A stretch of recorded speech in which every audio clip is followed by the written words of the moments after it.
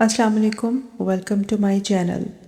آج میں آپ لوگوں کو حضرت سلمان فارسی رضی اللہ عنہ کی زندگی کے بارے میں بتاؤں گی۔ حضرت سلمان فارسی رضی اللہ عنہ کا اصل نام روزبہ تھا۔ اسلامی نام آپ کا سلمان اور لقب آپ کا سلمان فارسی تھا۔ آپ کی قوم فارسی یعنی ایران کی تھی اور کنیت آپ کا ابو عبداللہ تھا۔ آپ کا نسب ایمانی تھا، یعنی اسلام کے بعد آپ کو سلمان من اہل البیت کہا گیا۔ حضرت سلمان فارسی رضی اللہ عنہ کی پیدائش ایران کے شہر اصفہان کے قریب ایک گاؤں میں ہوئی۔ آپ کے والد ایک امیر اور مجوسی یعنی آتش پرست تھے۔ بچپن میں آپ آتش کدے کی خدمت کرتے اور آگ کو بجھنے نہیں دیتے تھے۔ باپ کو آپ سے بے حد محبت تھی، گھر سے باہر نکلنے کی اجازت نہیں تھی۔ لیکن حضرت سلمان فارسی کے دل میں ایک سوال ہمیشہ زندہ رہتا تھا کہ اگر آگ خود بجھ سکتی ہے تو یہ خدا کیسے ہو سکتی ہے؟ یہ سوال ان کے ایمان کی پہلی چنگاری تھی۔ ایک دن والد نے کھیتوں کی نگرانی کے لیے بھیجا۔ راستے میں ایک گرجا گھر سے آوازیں آئیں، دعائیں، رونا، عاجزی۔ حضرت سلمان فارسی رضی اللہ عنہ رک گئے۔ اندر داخل ہوئے۔ وہاں انہوں نے دیکھا لوگ زمین پر جھکے ہوئے ہیں، کسی بت یا آگ کی پرستش نہیں ہو رہی، ایک خدا، خاموش عبادت اور آنسو ہیں۔ حضرت سلمان فارسی رضی اللہ عنہ نے دل میں کہا، یہ عبادت ہماری عبادت سے بہتر ہے۔ وہ پورا دن وہیں رہے۔ جب واپس آئے تو والد غصے سے پاگل تھے۔ حضرت سلمان فارسی نے صاف کہہ دیا، میں اس دین کو چھوڑ نہیں سکتا۔ والد نے ان پہ بہت غصہ کیا، مارا، قید کیا، پاؤں میں زنجیریں ڈال دیں، لیکن دل ماننے کو تیار نہیں تھا۔ حضرت سلمان فارسی رضی اللہ عنہ نے عیسائیوں سے کہا، جب تمہارا قافلہ شام جائے تو مجھے خبر دینا۔ رات کے وقت زنجیریں توڑیں، باپ کا گھر چھوڑا، ماں باپ، دولت سب چھوڑ دیا اور شام پہنچ گئے۔ حضرت سلمان فارسی رضی اللہ عنہ پہلے ایک پادری کے پاس رہے۔ وہ بظاہر نیک تھا، لیکن صدقہ جمع کرتا تھا، خود چھپا لیتا۔ جب وہ مرا تو لوگوں نے عزت سے دفنانا چاہا، مگر حضرت سلمان فارسی رضی اللہ عنہ نے کہا یہ منافق تھا، اور آپ نے اس کا خزانہ لوگوں کو دکھا دیا۔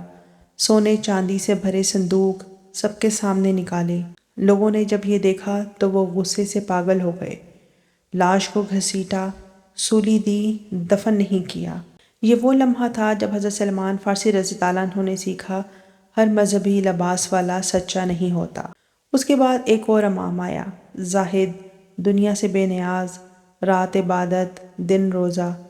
حضرت سلمان رضی اللہ عنہ نے پہلی بار سکون محسوس کیا۔ جب وہ وفات کے قریب آئے تو سلمان فارسی رضی اللہ عنہ رو پڑے، اب میں کس کے پاس جاؤں؟ امام نے کہا، موصل جاؤ، وہاں ایک سچا بندہ ہے۔ یہی سلسلہ چلتا رہا، ہر امام سچا، ہر امام آخرت کے قریب، ہر ایک اگلے کا پتہ دیتا۔ آخر میں اموریہ کے امام نے وہ بات کہی جو تاریخ بدل گئی، اب میری طرح کوئی باقی نہیں، لیکن اب ایک نبی آنے والے ہیں۔ اس امام نے بتایا کہ عرب میں ظہور، کھجوروں والی زمین ہے، ہجرت کریں گے، صدقہ نہیں کھائیں گے، کندھوں کے درمیان مہر نبوت۔ سلمان فارسی رضی اللہ عنہ نے یہ نشانیاں دل پر نقش کر لیں۔ حضرت سلمان فارسی رضی اللہ عنہ عرب جانے کے لیے نکلے، لیکن راستے میں قافلے والوں نے دھوکہ دیا، غلام بنا کر بیچ دیا۔ یہودی کے ہاتھ مدینہ پہنچے۔ سلمان رضی اللہ عنہ نے کہا، یہی وہ زمین ہے۔ جب حضرت محمد صلی اللہ علیہ وآلہ وسلم مدینہ تشریف لائے، صدقہ دیا، آپ صلی اللہ علیہ وآلہ وسلم نے نہیں کھایا۔ ہدیہ دیا، آپ صلی اللہ علیہ وآلہ وسلم نے نہیں کھایا۔ پیچھے سے مہر دیکھی، رو پڑے اور کہا، میں نے آپ کو پا لیا۔ یہ کہانی باپ سے بغاوت نہیں، سچ کی محبت تھی۔ یہ ہجرت ضد نہیں، ہدایت کی پیاس تھی۔ آپ نے فوراً اسلام قبول کر لیا۔ رسول اللہ صلی اللہ علیہ وآلہ وسلم نے فرمایا، سلمان منا اہل البیت، یعنی سلمان ہمارے اہل بیت میں سے ہیں۔ حضرت سلمان فارسی رضی اللہ عنہ نے خندق کھودنے کا مشورہ دیا۔ فارسی جنگی حکمت کے مطابق یہ جنگی تدبیر عربوں میں نئی تھی۔ اسی حکمت سے مسلمانوں کو عظیم فتح ملی۔ آپ نے اپنی زندگی نہایت سادگی سے گزاری۔ گورنر بنے مگر خود مزدوری کر کے کھاتے، علم اور حکمت میں ممتاز تھے۔ حضرت عمر رضی اللہ عنہ نے آپ کو مدائن یعنی عراق کا گورنر بنایا اور آپ کی وفات مدائن عراق میں ہوئی اور آپ کا مزار آج بھی مدائن میں موجود ہے۔ حضرت سلمان فارسی رضی اللہ عنہ نے سچ کی تلاش میں سب کچھ قربان کیا، غلامی، تنہائی اور مشقت برداشت کی۔ اہل بیت میں شامل ہونے کا اعزاز ملا، اسلام میں غیر عربوں کے لیے روشن مثال بنے۔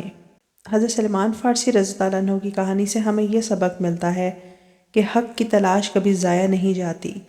نسل، قوم نہیں، ایمان اصل مقام دیتا ہے۔ صبر اور استقامت کا انجام عزت ہے۔ میں امید کرتی ہوں کہ آپ کو یہ میری ویڈیو پسند آئی ہوگی۔ اللہ پاک ہم سب کا حامی و ناصر ہو۔ اللہ حافظ۔